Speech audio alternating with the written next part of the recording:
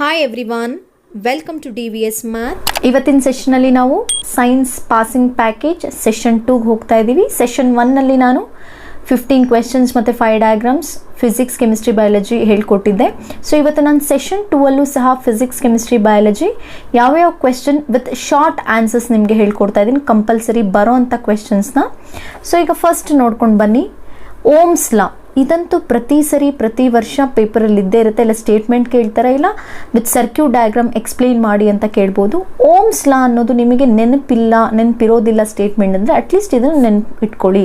That is V proportional to I ಅಂತ, proportionality symbol V proportional to I. ಏನು ಇದನ್ನು ಹೇಗೆ ಇದನ್ನು ನೋಡಿ, ಇದನ್ನು V proportional to I symbolic ಆಗಾಯಿತು.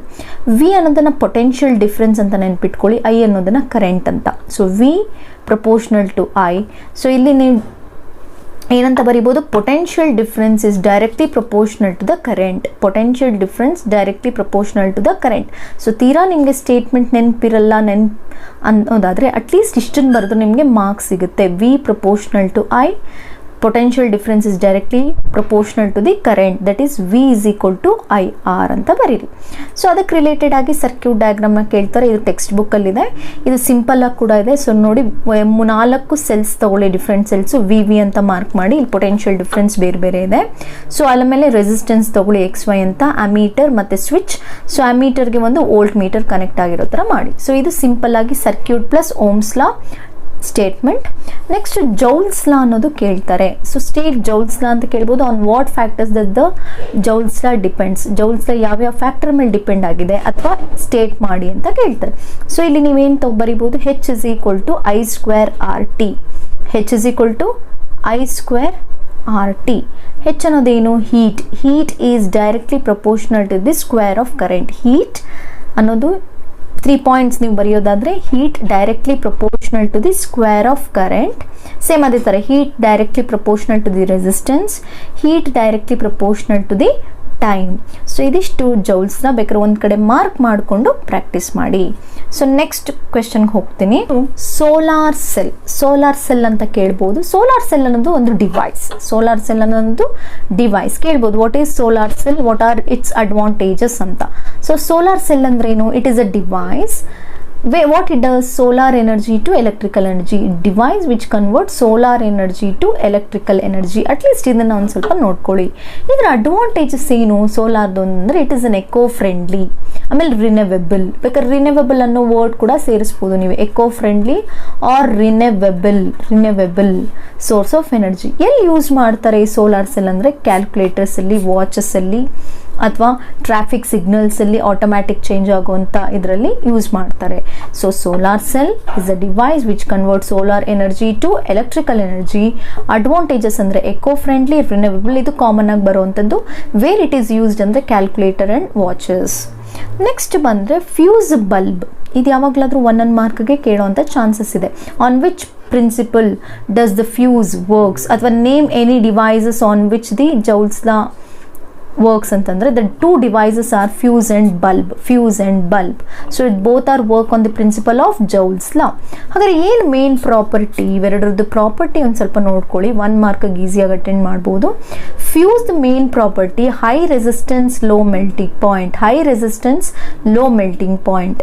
Bulb ಅಂತ ಬಂದರೆ low resistance high melting point. Reverse ನೋಡ್ಕೊಳ್ಳಿ. ಫ್ಯೂಸ್ ಅನ್ನೋದು ಏನಕ್ಕೆ ಯೂಸ್ ಮಾಡ್ತೀವಿ ನಾವು, ಯಾವುದೇ ಒಂದು ಶಾರ್ಟ್ ಸರ್ಕ್ಯೂಟ್ ಇದಾದರೆ ಅದು ಅಲ್ಲೇ ಕಟ್ ಆಗಬೇಕು. ಸೊ ಕಟ್ ಆಗಬೇಕು ಅಂತಂದರೆ ಲೋ ಮೆಲ್ಟಿಂಗ್ ಪಾಯಿಂಟ್ ಇರಬೇಕು. ಸೊ ಯಾವಾಗ ಅದು ಕಟ್ ಆಗುತ್ತಾ, ಹೈ ರೆಸಿಸ್ಟೆನ್ಸ್, ತುಂಬ ತಡೆಯುತ್ತೆ ಅದು.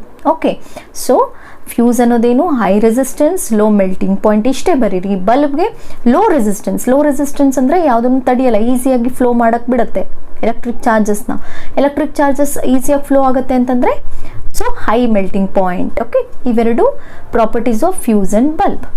ನೆಕ್ಸ್ಟ್ ಬಂದರೆ ಇದನ್ನು ಕೇಳೋ ಚಾನ್ಸಸ್ ಇದೆ. Explain short circuit, explain overloading, ಅಥವಾ ಡಿಫ್ರೆನ್ಸ್ ಏನು ಎರಡಕ್ಕೂ ಅಂತ. ಇದಕ್ಕೆ ನಾನು ತುಂಬ ಲೆಂತಿ ಇದೆ, ಸೊ ನಾನು ಇಲ್ಲಿ ಈಸಿಯಾಗಿ ಶಾರ್ಟ್ ಹೇಳ್ಕೊಡ್ತೀನಿ ನೋಡಿ.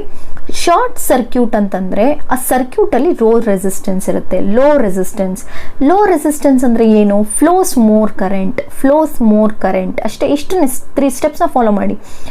In short circuit, in the low resistance, due to low resistance flows more current. Due to flow of more current, it produces sparks. So sparks produce adre, it is called as short circuit. So low resistance flows more current, produces sparks. Next overloading ಅಂದರೆ ಏನು? Overloading ಅಂತಂದರೆ ನಿಮಗೆ ಗೊತ್ತಿದೆ, over ಅಂದರೆ ಏನು? More ಅಂತ, loading more ಅಂತ. So ಹಾಗಾದ್ರೆ ಇಲ್ಲಿ ಏನಾಗಿರುತ್ತೆ? ವೋಲ್ಟೇಜ್ ಜಾಸ್ತಿ ಆಗಿರುತ್ತೆ, ವೋಲ್ಟೇಜ್ ಇನ್ಕ್ರೀಸಸ್. ಯಾಕೆ ಜಾಸ್ತಿ ಆಗುತ್ತೆ? ಇನ್ಕ್ರೀಸ್ ಏನಕ್ಕಾಗುತ್ತೆ ಅಂದರೆ connecting many appliances to a single socket. Here we are going to connect many appliances to a single socket. So ಇಲ್ಲಿ ಇವೆರಡಕ್ಕೂ ಡಿಫ್ರೆನ್ಸ್ ನೋಡ್ಕೊಳ್ಳಿ. Short circuit, low resistance. Because of low resistance flows more current. Because of flowing of more current, it produces sparks called as short circuit. In overloading, voltage increases due to connecting many appliances to a single socket. So it is called overloading. And these two can be avoided. So avoided. ಹೇಗೆ avoid ಮಾಡೋದು? Using this fuse. ಬೇಕಾದ್ರೆ ಇಲ್ಲೂ ಕೇಳ್ಬೋದು, ಫ್ಯೂಸ್ನ use ಮಾಡಿದ್ರೆ these two can be avoided. So this is about short circuit, this is about overloading. To the chemistry part, the first question in chemistry part is catenation. What is catenation? ನಾವು last ಕ್ಲಾಸಲ್ಲಿ isomerism ಬಗ್ಗೆ ಕಲ್ತಿದ್ವಿ. So ಅಲ್ಲಿ isomerism ನಿಮಗೆ ಗೊತ್ತಾಯಿತು, same molecular formula different structure ಅಂತ. ಇಲ್ಲಿ ಏನಪ್ಪ ಅಂದರೆ catenation is also one of the property of carbon. ಏನಪ್ಪ ಅಂತಂದರೆ unique property of carbon to form carbon bond. That means a one carbon atoms combined with another carbon atom to forming a bond. So forming that bond, that property of forming a bond, we are calling it as catenation. So we can write unique property of carbon to form carbon CC bond. ಹಾಗಾದ್ರೆ ಇದರಲ್ಲಿ catenation ಅಲ್ಲಿ we have 3 ways. One is straight chain, another one is branch chain, another one is closed chain. Straight chain means all the carbon atoms are connected in a single line. Then branch means one of the carbon atom is branched. Okay, so you can observe here. So here a single line, one of the carbon, or you can connect here also, branch you can. Closed means it should be closed, like triangular shape. See 3 carbon atoms like triangle, like this also you can take. These are all closed chain. So straight chain, branched chain, closed chain, and this property of forming carbon bond is called as catenation. Okay, next ಬರ್ತೀನಿ main important periodic classification of elements ಅಲ್ಲಿ 4 laws ಬರುತ್ತೆ ನಿಮಗೆ ಗೊತ್ತಿದ್ದಂಗೆ. ಡೋಬೆರಿನಸ್ ಲಾ, Newlands ಲಾ, ಮೆಂಡೆಲಿವ್ಸ್ ಲಾ ಮತ್ತೆ ಮೋಸ್ಲೆ ಅಥವಾ modern periodic ಲಾ ಅಂತ ಕರಿತೀವಿ. So ಡೋಬೆರಿನಸ್ ಲಾ ಅಂತಂದ್ರೆ ಪೂರ್ತಿ ಅಷ್ಟು ಡೀಟೇಲ್ ಆಗಿ ನೀವು ಬರೆಯೋ ಅವಶ್ಯಕತೆ ಇಲ್ಲ. ಡೋಬೆರಿನಸ್ ಲಾ ಆಫ್ ಟ್ರಯಾಡ್ಸ್ ಅಂತ ನಾವು ಕರಿತೀವಿ. ಡೋಬೆರಿನಸ್ ಲಾ ಆಫ್ ಟ್ರಯಾಡ್ಸ್ ಅಂತೀವಿ. ಟ್ರಯಾಡ್ಸ್ ಅಂದ್ರೆ ಏನು? 3. ಅದಕ್ಕೆ ನೀವೇನಂತ ಬರ್ಕೊಳ್ಳಿ, 3 elements ABC. So 3 elements, 3 elements ABC. ಅದಕ್ಕೆ ಕಾಂಬಿನೇಷನ್ ಆಗಿ ಒಂದು ಫಾರ್ಮುಲಾ ಇದೆ, B is equal to A plus C/2. ಅಂದರೆ ನಮಗೆ atomic mass of second element ಬರಬೇಕು ಅಂದರೆ we have to take average atomic mass of first and third element. ಹೌದಲ್ವಾ? ಏನಂತ ಹೇಳುತ್ತೆ Dobereiner's law? The 3 elements are arranged in order of increasing order of their atomic mass. The atomic mass of middle element will be the average atomic mass of first and last, right? So here generally you can write B is equal to A plus C/2. And what is the disadvantage of ಡೋಬೆರಿನ್? ಯಾಕೆ ಅದು ಆಗಲಿಲ್ಲ ಅಂತಂದರೆ only you can write only 3 triads are found. ಈ ಥರದ್ದು 3 sets ಇತ್ತು ಅಷ್ಟೇ. ಅದು one of the demerit of this Dobereiner law. Next, coming to the Newlands law. Here Newlands, what is it says? Here it is, we will take 8 elements and they are arranged in increasing order of their atomic mass. But here the property repeats for every 8th element. ಇಲ್ಲಿ ಯಾವಾಗ ಒಂದು ನಾವು 8 element ಅಂದರೆ the 8th element and the first element. ಅದಕ್ಕೆ ನಾನು simple ಆಗಿ ಬರ್ದೀನಿ, property of 8th element is equal to property of first element every 8th element. So property of 8th element is equal to property of first element. So 8 elements are arranged in increasing order of atomic mass. Property of 8th elements is equal to property of first element ಅಂತನಾದ್ರೂ ಬರೀರಿ, or the property repeats for every 8th element ಅಂತನಾದ್ರೂ ಬರೀರಿ. So demerit ಅಂತ ಬಂದರೆ ಏನು ಇದರದ್ದು main drawback ಅಂತ ಕೇಳಿದ್ರೆ it is applicable till calcium ಅಷ್ಟೇ. So ಅಂದರೆ 20 ಎಲಿಮೆಂಟ್ಸ್. ಡಿಮೆರಿಟ್ ಅಥವಾ ಡ್ರಾಬ್ಯಾಕ್ ಅಂತ ಕೂಡ ಕರಿಬೋದು ಇದನ್ನು. ಡ್ರಾಬ್ಯಾಕ್ ಏನು ಮೇನ್ ಡ್ರಾಬ್ಯಾಕ್ ಅಂತಂದರೆ applicable till calcium. Mendeleev's law ಇವೆರಡು ಸೇಮ್ ಸಿಮಿಲರ್ ಆಗಿದೆ. Mendeleev's law or modern periodic law state ಅಂತ 1 ಮಾರ್ಕ್ಗೆ ಕೇಳೋ ಚಾನ್ಸಸ್ ಇದೆ. So the property of elements are the periodic function of their atomic mass ಅಂತ ಬರೀತೀರಾ, ಇಲ್ಲಿ ಅಟಾಮಿಕ್ ನಂಬರ್ ಅಂತ ಬರೀತೀರಾ, ಎರಡೇ difference. The properties of elements are the periodic function of their function of their atomic mass, atomic number. So ಒಂದು ಕಡೆ note ಮಾಡಿಕೊಂಡು practice ಮಾಡಿ. ನೆಕ್ಸ್ಟ್ ಬಂದರೆ question number 3, difference between ionic compounds and covalent compounds. Ionic compounds and covalent, ಅಯಾನಿಕ್ಗೂ ಮತ್ತು covalent ಕಾಂಪೌಂಡ್ಸ್ಗೆ ಇರುವಂಥ difference ಏನು? Here you can observe ionics compounds are usually solids ಆಗಿರುತ್ತೆ, covalent compounds are liquids. Usually ಎಲ್ಲಾನು ಅಲ್ಲ, ಕೆಲವೊಂದು. So ionic compounds are solids, covalent compounds are liquid. And one more thing, these ionic compounds conduct electricity in molten state, but covalent compound does not conduct electricity in molten state. Okay, they conduct electricity in molten state, but they do not conduct electricity. And ionic compounds are soluble, covalent compounds are insoluble.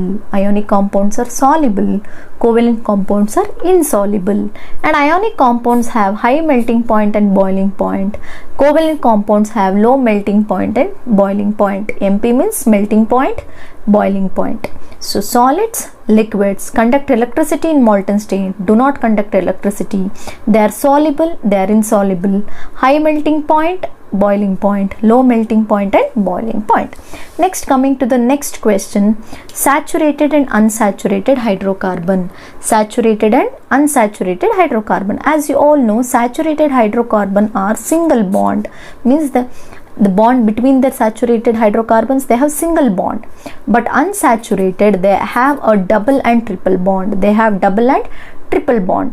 So for the first day you can write single bond, carbon they have single bond, but here they have double and triple bond, so we are calling them as unsaturated. And they always their name ends with ANE, but here ENE and YNE. Then in this one, the general formula for saturated hydrocarbon is CnH2n plus 2, but unsaturated is CnH2n, or you can take CnH2n minus 2. Here saturated means generally we take alkanes, here alkenes and alkynes. So in the place of saturated and unsaturated, they may ask, so what is the difference between alkanes, alkene, alkynes? The same thing you can write. So CnH2n plus 2 is a general formula for alkanes, CnH2n is a general formula for alkenes, CnH2n minus 2 is a general formula for alkynes. Biology part, here also I took some questions. Okay, observe. Which are the 2 laws of inheritance? They may ask for law of segregation, law of independent assortment. These are the 2 laws of inheritance: law of segregation, law of independent assortment. Next, in this they may ask like this: burning of fossil fuels, that means burning the fossil fuels causes global warming, justify. You have to justify here. This is an important for 2 marks. They're asking burning of fossil fuels causes global warming, justify ಅಂತಂದ್ರೆ just you have to write fuel na ನಾವು burn ಮಾಡಿದ್ರೆ it liberates carbon dioxide. Fuel is nothing but the fossil fuels, they're saying. If you burn the fossil fuels, it liberates carbon dioxide. This carbon dioxide affects atmosphere. It affects atmosphere. So this, and in atmosphere what it happens, 0.3 Celsius rise in the atmosphere temperature also. So carbon dioxide affects atmosphere, 0.6 degrees Celsius rise in atmosphere temperature. So these are all the causes global warming. So burning of fossil fuels causes global warming. Next, coming to the next part, differentiate between artery and veins. So artery and veins anta nodidre, so ಇಲ್ಲಿ ಏನಾಗ್ತಿದೆ, heart and blood. So blood moves from heart to organs, in veins organ to heart. Blood ಏನಾಗುತ್ತೆ, heart from heart to organs, here blood from organ to heart. And it carries oxygenated blood, but here it carry deoxygenated blood. So this is one difference. Valves are absent, valves are present. Here thick and elastic valves, thin and non-elastic walls. So these are the simple short answers for difference between artery and veins. So heart, blood, organs, carries blood from heart to organs. Organs are from blood from organs to heart, carry oxygenated blood, carry deoxygenated blood. Valves are absent, valves are present.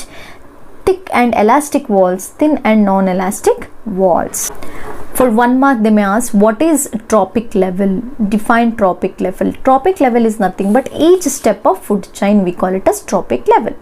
Each step of food chain. For 1 mark, if they ask for 1 mark, define tropic level or what is tropic level, it is each step of food chain. Next, what is biomagnification? What is biomagnification? It is nothing but cumulative concentration of toxic substances increase from one tropic level to another tropic level. So what is biomagnification? Cumulative concentration of toxic substances increase from one tropic level to other. So this is the simple answer for biomagnification. The last, it is, what is the role of decomposers in the ecosystem? What is the role of decomposers in the ecosystem? What they will do? They break down dead or decaying organisms anta bariri. So they break down dead or decaying organisms. What are an example? Bacteria and fungi. Bacteria and fungi. So what is the role of decomposers in the ecosystem anta kelidre? They break down dead and decaying organisms. Example, bacteria and fungi. Session 2 ದು ಎಷ್ಟು questions ಕಲ್ತ್ವಿ? ಇಲ್ಲೂ ಅಷ್ಟೇ 15 questions ನಾವು ಕಲ್ತ್ವಿ. 5 ಕ್ವೆಶ್ಚನ್ಸು ಫಿಸಿಕ್ಸಿಂದ, 4 question ಕೆಮಿಸ್ಟ್ರಿಯಿಂದ, 6 question ಬಯಾಲಜಿಯಿಂದ ಕಲ್ತ್ವಿ. Total 15 ಆಯಿತು. So ಇದ್ರ ಜೊತೆಗೆ ಒಂದಷ್ಟು ಡಯಾಗ್ರಾಮ್ಸ್ನ ಈ ಸೆಷನ್, ಈ ಕ್ವೆಶ್ಚನ್ ಜೊತೆಗೆ ಪ್ರಾಕ್ಟೀಸ್ ಮಾಡಿ. ಮೊದಲನೇದು ಹಾರ್ಟ್, digestive system, ಜೊತೆಗೆ reaction of zinc granules with dilute sulphuric acid testing hydrogen gas pop ಸೌಂಡ್ದು. ಸೊ ಆ ಫಿಗರ್ನ ಪ್ರಾಕ್ಟೀಸ್ ಮಾಡಿ. ಬಯೋಗ್ಯಾಸ್ ಪ್ಲಾಂಟ್, ಅದರ ಜೊತೆಗೆ ರೇ ಡಯಾಗ್ರಾಮ್ಸ್ ಕೂಡ ಪ್ರಾಕ್ಟೀಸ್ ಮಾಡಿ. ಸೊ ಇದಿಷ್ಟು. ಆಮೇಲೆ ರೇ ಡಯಾಗ್ರಾಮ್ಸ್ ಈಸಿಯಾಗಿ ನಿಮಗೆ ಅರ್ಥ ಆಗಬೇಕು ಅಥವಾ ನೀಟಾಗಿ ಎಲ್ಲ ನೇಚರ್ ಕೂಡ ನಮಗೆ ಕಲ್ತ್ಕೋಬೇಕು ಅನ್ನೋದಾದರೆ ನನ್ನ ಪ್ರೀವಿಯಸ್ ವಿಡಿಯೋದಲ್ಲಿ ರೇ ಡಯಾಗ್ರಾಮ್ಸ್ ಅಂತಲೇ ಒಂದು ವಿಡಿಯೋ ಹಾಕಿದ್ದೀನಿ, ಕಂಪ್ಲೀಟ್ ಎಕ್ಸ್ಪ್ಲನೇಷನ್. ಅದರಲ್ಲಿ ನೀವು ಈಸಿಯಾಗಿ ಕಲಿಬಹುದು. ಸೊ ಇದಿಷ್ಟು 15 ಕ್ವೆಶ್ಚನ್ಸ್ ಮತ್ತು 5 ಡಯಾಗ್ರಾಮ್ಸ್ ಇವತ್ತಿನ ಸೆಷನಲ್ಲಿ. ಮುಂದಿನ ಸೆಷನಲ್ಲಿ ಇನ್ನೊಂದಷ್ಟು ಕ್ವೆಶ್ಚನ್ಸ್, ಇನ್ನೊಂದಷ್ಟು ಡಯಾಗ್ರಾಮ್ಸ್, ಕ್ವೆಶ್ಚನ್ಸ್ನ ಹೇಗೆ ಈಸಿಯಾಗಿ ಆನ್ಸರ್ ಬರೀಬೇಕು ಅಂತ ಹೇಳ್ಕೊಡ್ತೀನಿ. ಸೊ ಇವತ್ತಿನ ವಿಡಿಯೋ ನಿಮಗೆ ಇಷ್ಟ ಆಗಿದ್ರೆ ಲೈಕ್ ಮಾಡಿ. ಇನ್ನು ಯಾರೆಲ್ಲ ಸಪ್ಲಿಮೆಂಟ್ರಿ ಎಕ್ಸಾಮ್ ಬರೀತಿದ್ದಾರೆ ಅವ್ರ ಜೊತೆ ಶೇರ್ ಮಾಡಿ. ಇನ್ನು ಯಾರೆಲ್ಲ ನನ್ನ ಚಾನಲ್ಗೆ ಸಬ್ಸ್ಕ್ರೈಬ್ ಮಾಡ್ಕೊಂಡಿಲ್ಲ, ಸಬ್ಸ್ಕ್ರೈಬ್ ಮಾಡ್ಕೊಳ್ಳಿ ಅಂತ ಹೇಳ್ತಾ ಇವತ್ತಿನ ಸೆಷನ್ನ ಮುಗಿಸ್ತಾ ಇದ್ದೀನಿ. ನಮಸ್ಕಾರ.